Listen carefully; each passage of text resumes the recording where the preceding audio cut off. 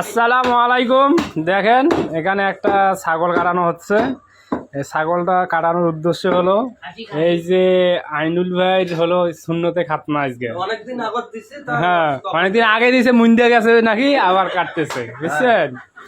এটা আবার চামড়া গাজায় গেছে, এই জন্য আবার দিচ্ছে। না না এইদিকে হ্যাঁ, তখন আসলে দিছি শূন্যতে খাতনা, মানুষ যে খাওয়া দাওয়া করি না, এই জন্য আবার মুইজে গেছে। হ্যাঁ, এমনি মানত করছি দেবো, আল্লাহ তরফ থেকে যদি খোদা চিহ্ন হয়ে যায় তাহলে হয়ে যায়। ও আচ্ছা, ঠিক আছে, হইবনি।